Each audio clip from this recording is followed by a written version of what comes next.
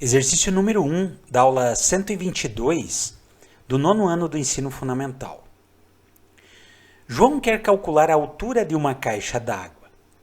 Com a ajuda de Marcelo, ele descobriu que, em certa hora do dia, sua sombra mede 75 centímetros, ou 0,75 metros, enquanto a sombra da caixa d'água mede 2,5 metros. Se João mede 1,80, qual é a altura da caixa? Então vejamos, olha só. Colocamos lá, vamos colocar o João aqui, ó. Vamos desenhar um João. A altura que tem o João, a altura dele, é exatamente de 1,80. Certo? E ele está projetando aqui uma sombra, de 0,75 metros. Certo? Nesse mesmo instante, existe uma caixa d'água que está projetando uma sombra de 2,50 metros, ou 2,5 metros. Como é que a altura e a sombra do João ajudam a determinar a altura da caixa d'água? Vejam comigo o que acontece aqui se, por exemplo, eu fechar essas duas extremidades. Fechar aqui e fechar aqui. Na verdade, o que acontece aqui é que eu tenho duas figuras que são semelhantes, tá? E as figuras que são semelhantes têm lados correspondentes proporcionais. Como assim? Eu posso dizer, eu posso afirmar, através do conhecimento de figuras semelhantes, que os lados correspondentes são proporcionais. Se eu dividir a altura da caixa pela altura do João, o resultado tem que ser exatamente igual a dividir a sombra da caixa dividido pela sombra do João. Ok? Então é isso o conhecimento que eu preciso para resolver esse problema. Primeiro, eu tenho que reconhecer que essas duas figuras elas são semelhantes, tá? E as razões são proporcionais, os lados correspondentes possuem razões proporcionais. Então, a razão entre a altura da caixa e a altura do João é a mesma coisa, dá o mesmo resultado que eu dividir o comprimento da sombra da caixa d'água pelo comprimento da sombra do João. Agora, o que eu faço aqui? Eu faço multiplicações, tá? Então, esse 0,75 que está dividindo vai passar para o outro lado, vai passar para lá multiplicando. Esse 1,8 vai passar para lá multiplicando. Então, agora nós vamos fazer contas. Percebam, 0,75 vezes x é o próprio 0,75x. Igual.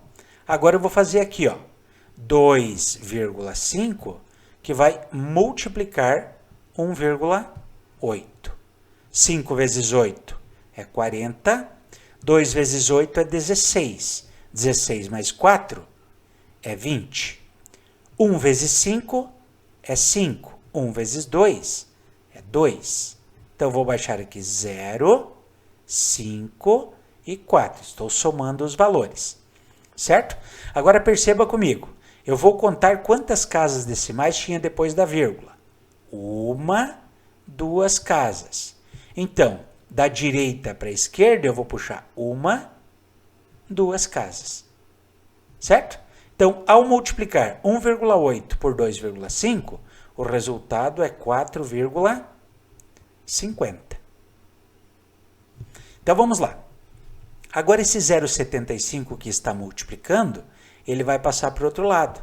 Só que ele vai passar para o outro lado dividindo.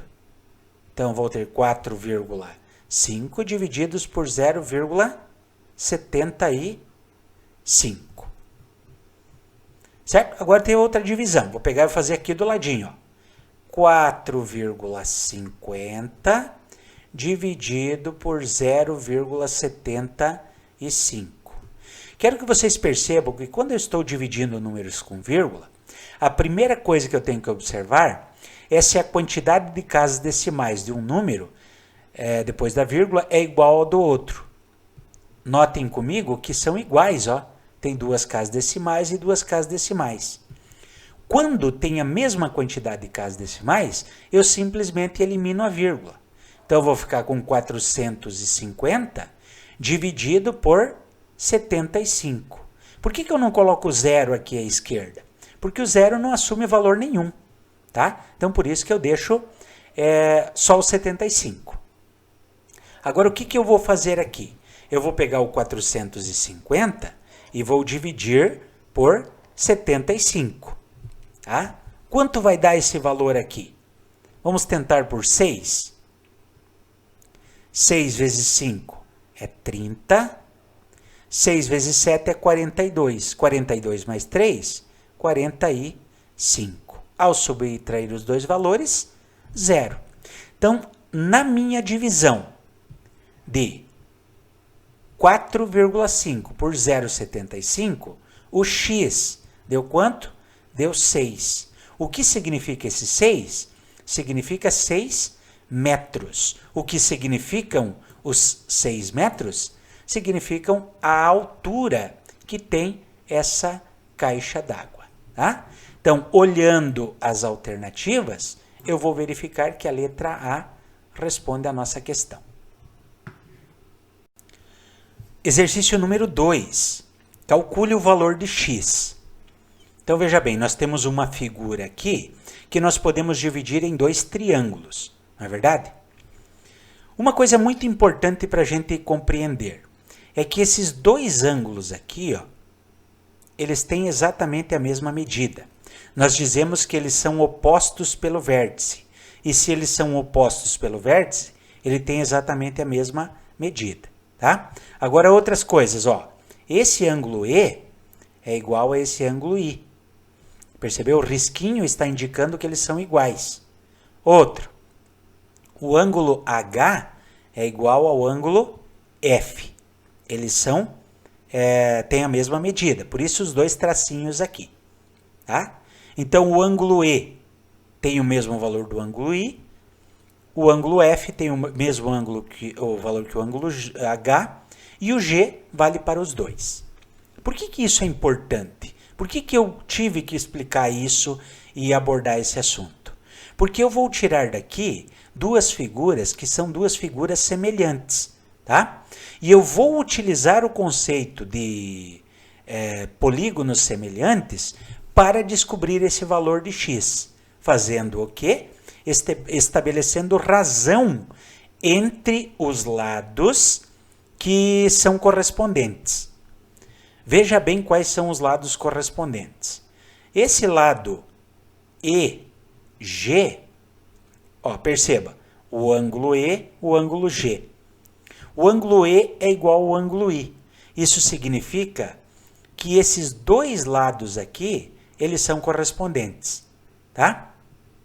Da mesma forma, se eu olhar o ângulo F e o ângulo H, eles têm a mesma medida. Então, esse ladinho aqui, ó, é correspondente a esse outro. E para completar a nossa informação, esse lado aqui é correspondente a esse lado aqui de baixo. Ó. Tá? Mas eu vou usar só 4 desses lados. Vejam o que eu posso estabelecer sabendo que essas figuras são semelhantes.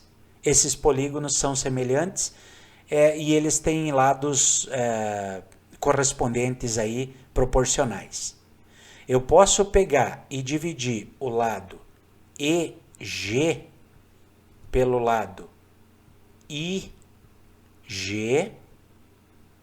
e o resultado disso aqui vai dar exatamente igual a dividir o lado FG pelo lado HG.